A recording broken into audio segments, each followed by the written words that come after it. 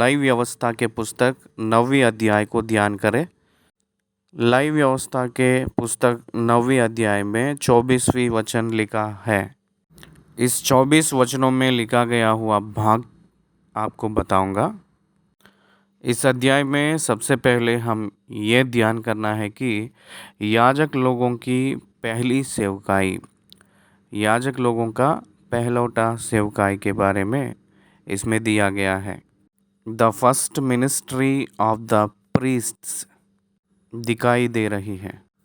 हारून और उसके पुत्रों ने मूसा 8वें दिन परमेश्वर की सेवकाई करने के लिए उन लोगों को तैयारी करके संस्कारी किए के बाद परमेश्वर अपनी महिमा को दिखाना इस अध्याय में प्रत्येक रूप में दिखाई देती है। इसलिए इस अध्याय में पहले 2 वचन को देखेंगे तो याजक लोग देने वाली 2 प्रकार की बलियों के बारे में कहा गया है। 8वें दिन वो लोग देने वाली 2 प्रकार की बलियों के बारे में कहा गया है। उसके बाद 3 और 4 वचनों में 6 प्रकार की बलियों के बारे में कहा गया है। 5 और 6 और 7 आराधना के लिए किस प्रकार की रीति से तैयार होना है कहा गया है। 8वीं वचन से लेकर 11वीं वचन तक जो वचन है उस भाग में, क्षमा कीजिए, 8वीं वचन से लेकर 21वीं वचन तक जो लिखा गया है वचन की भाग में हम लोगों को 8 प्रकार की बलिदान वो लोग दिए थे। याजक लोग ने 8 ऑफरिंग्स दिए थे। उस 8 प्रकार की बलिदान 8वीं वचन से लेकर 21वीं वचन तक लिखा गया है। ये 8 प्रकार की ऑफरिंग्स, इस बलिदानों को सबसे पहले तो बलिदान देना है कहकर कहे थे। पहला 2 वचनों में 2 बलिदान और 3-4 वचनों में 6 बलिदान, पूरा 8 बलिदानों के बारे में देना है कहकर कहा गया था। वैसे ही ये लोग 8 बलिदानों को भी दिए थे। 8 बलिदान दिए के बाद में परमेश्वर की महिमा दिखाई दिया था। क्या क्या बलिदानों, पहला क्या दिए थे, दूसरा कब दिए थे, क्या दिए थे, वैसे क्रम रूप में एक के बाद एक कहते हुए आए हैं। ये वचनों में मैं दिखाऊंगा, आप लोग लिख लीजिए। It is A division of the chapter कर लेंगे। इसी प्रकार इस चैप्टर फ्रेम किया गया है, इस अध्याय को फ्रेम के रूप में बनाया गया है। सबसे पहली बलिदान अर्पण 8, 9 और 10 वचनों में दिखाई देती है। पहला अर्पण, पहला बलिदान, it is a call for sin offering priests, याजकों की पाप की क्षमा के लिए पाप की प्रायश्चित की बलिदान के बारे में विवरण दिया गया है। दूसरी बलिदान 12वीं वचन से लेकर 14वीं वचन तक मेंढा को होम बलि के रूप में याजक लोगों को देने के लिए कहा गया है। 15वीं वचन में तीसरी बलिदान बकरा को लोगों की अपराध के लिए देने के लिए कहा गया है। क्या आप ध्यान किए हैं? याजक लोगों के लिए पहला 2 बलिदान देना है कहकर कहा गया है।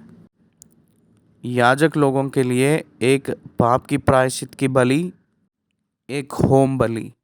उसके बाद तीसरी बलिदान तक पहुंचते ही, तीसरी बलिदान से लेकर 6वीं बलिदान तक ये 6 बलिदान लोगों के निमित्त देने वाली बलिदान है।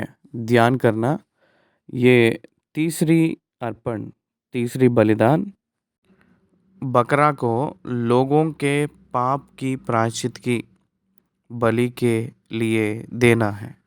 ये 15वीं वचन में दिखाई देती है।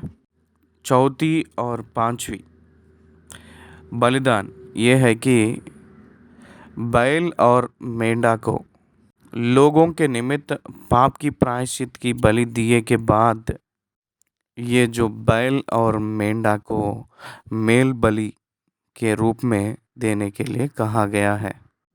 होम बलि के लिए एक मेंढा को, एक बैल को देने के लिए कहा गया है, नहीं तो एक बछड़ा को होम बलि के लिए कहा गया है।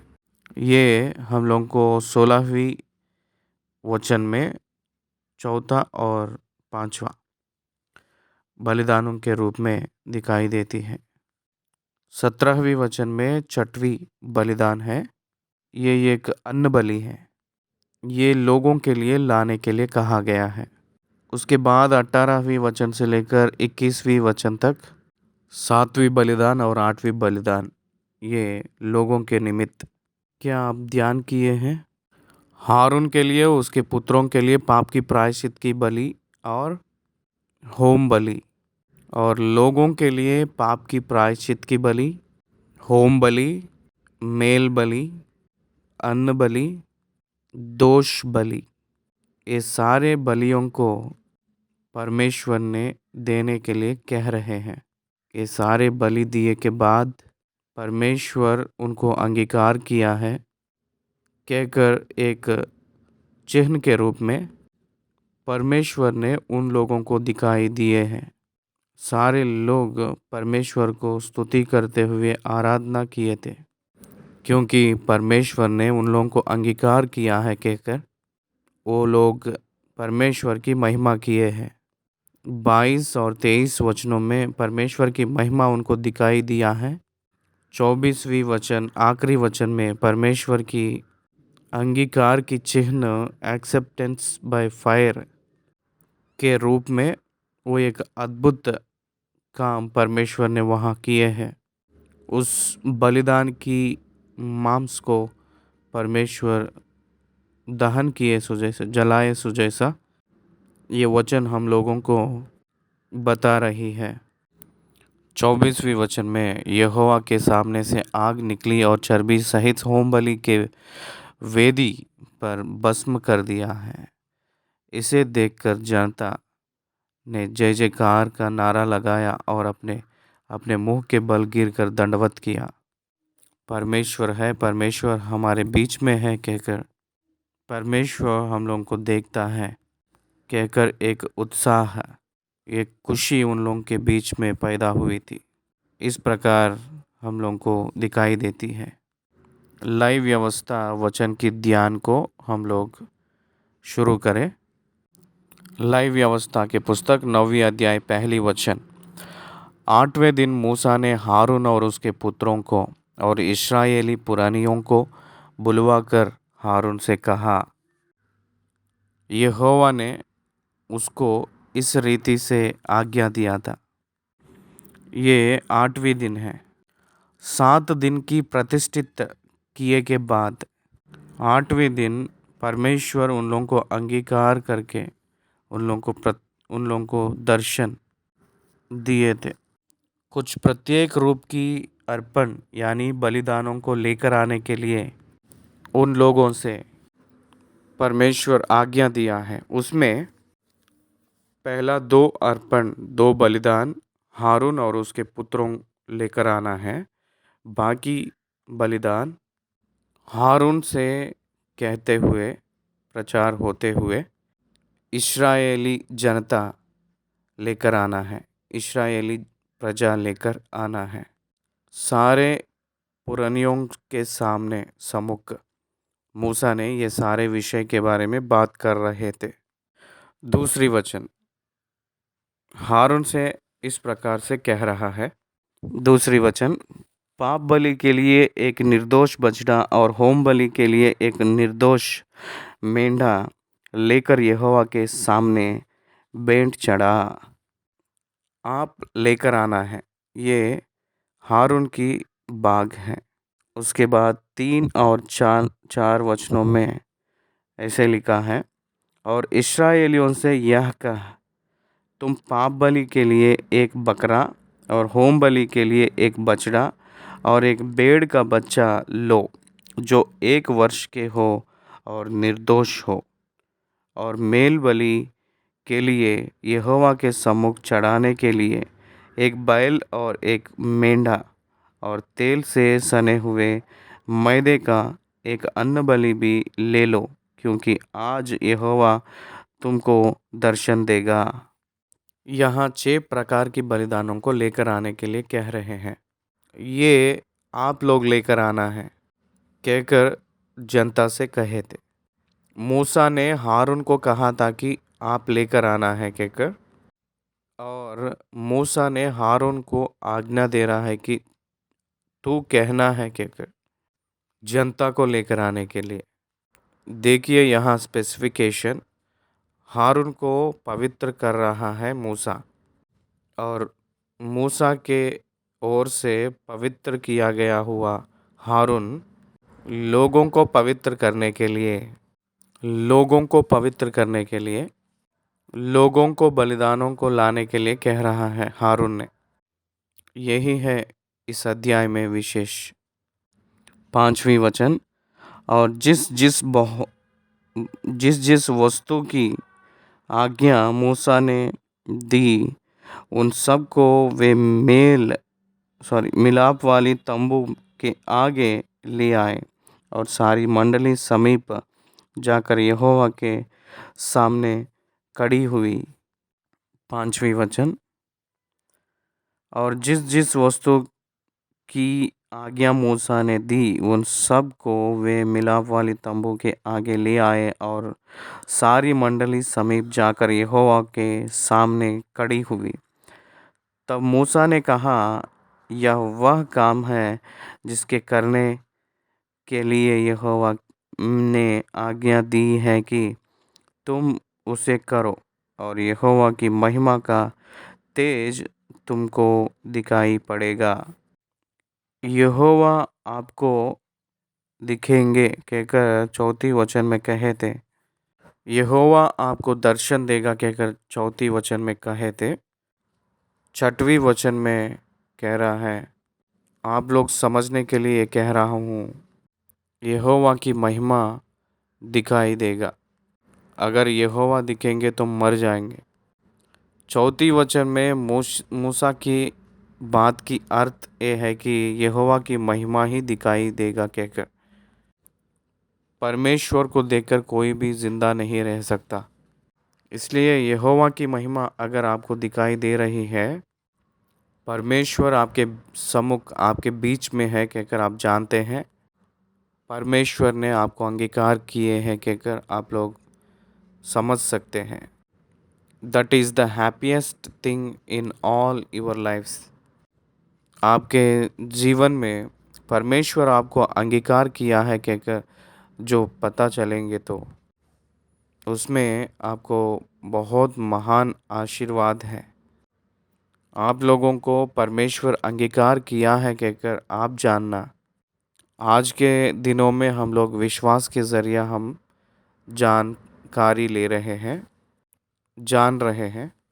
उन दिनों में एक चिन्ह के रूप में वो लोग जान रहे थे। यीशु मसीह दर्शन हुए के बाद में विश्वास काफ़ी है। यीशु मसीह दिखाई दिए के बाद में विश्वास काफ़ी है। वो यीशु मसीह में विश्वास के ज़रिया हम लोगों को नियुक्त कर रहे हैं। ये बात यीशु मसीह की कलीसिया जो हम लोग हैं, हम लोग जान रहे हैं।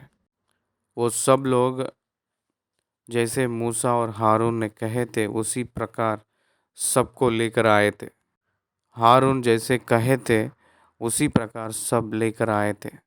मूसा ने कह रहे हैं 6वीं वचन, तब मूसा ने कहा, यह वह काम है जिसके करने के लिए यहोवा ने आज्ञा दी है कि तुम उसे करो, और यहोवा की महिमा का तेज तुमको दिखाई पड़ेगा।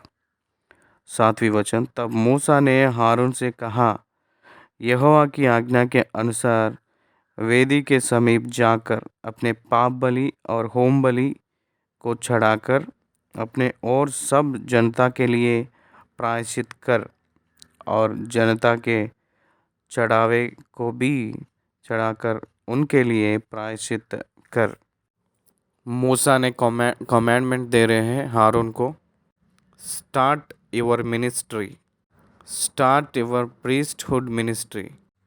आप अपने लिए पाप के प्रायश्चित के निमित्त अर्पण यानी बलिदान देना है, और जनता के निमित्त भी प्रायश्चित आप ही करना है, कहकर कह रहा था। It is a most dangerous act.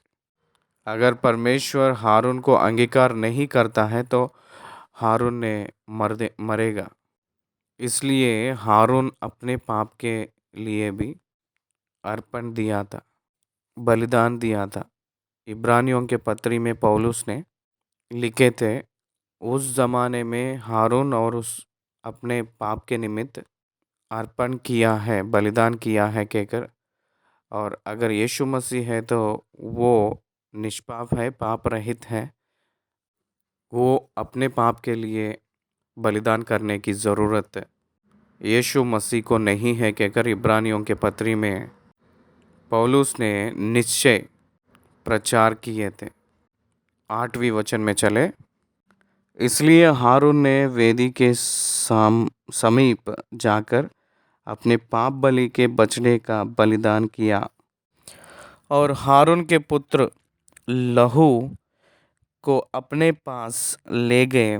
तब उसने अपनी उंगली को लहू में डुबाकर वेदी के सींगों पर लहू को लगाया, और शेष लहू को वेदी के पाए पर उंडेल दिया, और पाप बलि में की चर्बी और गुर्दों और कलेजे पर की चिल्ली को उसने वेदी पर जलाया, जैसा यहोवा ने मूसा को आज्ञा दी थी।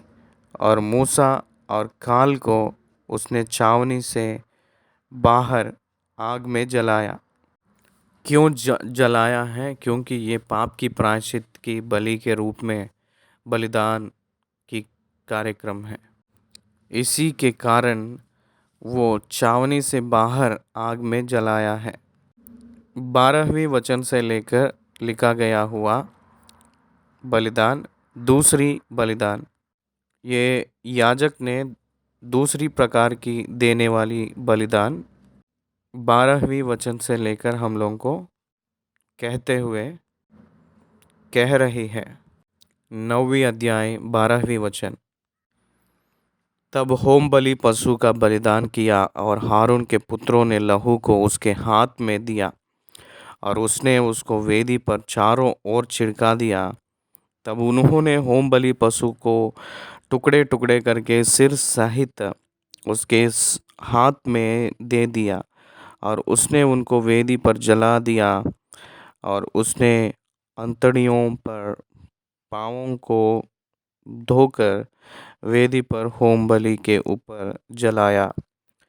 यहाँ हम लोग 12वें वचन से लेकर ये 3 वचनों में देखेंगे तो 12, 13 और 14 होम बलि याजक लोग अपने निमित्त दिए हैं कहकर हम लोगों को दिखाई पड़ रही है। एक बलिदान वो लोग अपने आप के निमित्त पाप की प्रायश्चित की बलि किए थे, पहला वाला। दूसरी बलिदान वो अपने आप के लिए होम बलि किए थे। बाकी सब प्रजा के निमित्त, जनता के निमित्त वो लोग बलिदान करने जा रहे हैं। 15वें वचन से लेकर 21वें वचन तक ये 6 प्रकार की बलिदान जनता के निमित्त, प्रजा के निमित्त किए जैसे दिखाई देती है। 15वें वचन में थर्ड ऑफरिंग, आइए ध्यान करें। 15वें वचन। तब उसने लोगों के चढ़ावे को आगे लेकर और उस पाप बलि के बकरे को जो उनके लिए था लेकर उसका बलिदान किया, और पहले के समान उसे भी पाप बलि करके चढ़ाया। 15वें वचन में लोगों के लिए तीसरी बलिदान पाप की प्रायश्चित के निमित्त एक बकरा को रखे हैं। 16वें वचन में 4 और 5 बलिदानों, एक बैल और एक मेंढा होम बलि के रूप में अर्पण किए थे, चढ़ाए थे। 17वें वचन में छठवीं अर्पण यानी बलिदान अन्न बलि को दिए हैं, चढ़ाए हैं। उसके बाद 18वें वचन से लेकर 21वें वचन तक 8वीं और 9वीं, 7वीं और 8वीं बलिदान के रूप में बैल को और मेंढा को बलिदान के रूप में चढ़ाए थे। ये हम ध्यान कर रहे थे, ध्यान दीजिए। लोगों के निमित्त अन्न बलि दे रहे हैं, लोगों के निमित्त पाप की प्रायश्चित की बलि होम बलि दिया है, और लोगों के निमित्त प्रत्येक रूप की अर्पण भी दिए थे। 16वीं वचन से ध्यान करें। 16वीं वचन, और उसने होम बलि को भी समीप ले जाकर विधि के अनुसार चढ़ाया। इस 16वीं वचन में हम लोग तीसरी और चौथी बलिदान को देख रहे हैं। 17वीं वचन में, और अन्न बलि को भी समीप ले जाकर उसमें से मुट्ठी भर वेदी पर जलाया, और बोर के होम बलि के अलावा चढ़ाया गया। वहाँ हम छठवीं ऑफरिंग देख रहे हैं। उसके बाद हम लोग 18वीं वचन से लेकर 21वीं वचन तक जो लिखा गया है उस वचन की भाग में बैल और मेंढा अर्थात जो मेल बलि पशु जनता के लिए थे वे भी बलि किया गया है। हारून उसके पुत्र उसकी लहू को अर्पण दिए हैं। बैल और मेंढा अर्थात जो मेल बलि पशु जनता के लिए थे वे भी बलि किए गए, और हारून के पुत्रों ने लहू को उसके हाथ में दिया और उसने उसको वेदी पर चारों ओर छिड़का दिया। और उन्होंने बैल की चर्बी को और मेंढे में से मोटी पूंछ को और जिस चर्बी से अंतड़ियाँ डपी रहती हैं उसको, और गुर्दों सहित कलेजे पर की झिल्ली को भी उसके हाथ में दिया। और उन्होंने चर्बी को छातियों पर रखा और उसने वह चर्बी वेदी पर जलाई, परंतु छातियों और दाहिनी जांघ को हारून ने मूसा की आज्ञा के अनुसार हिलाने की भेंट के लिए यहोवा के सामने हिलाया। 22वीं वचन, यहाँ लोगों को आशीष मिल रही है। तब हारून ने पाप बलि, होम बलि, मेल बलि को चढ़ाया है। चढ़ाकर अपने हाथ उठाकर लोगों की तरफ मोड़कर आशीर्वाद दे रहा। उसके बाद वो उतर कर आया है। तब हारून ने लोगों की ओर हाथ बढ़ाकर उन्हें आशीर्वाद दिया, और पाप बलि, होम बलि और मेल बलि को चढ़ाकर वह नीचे उतर आया।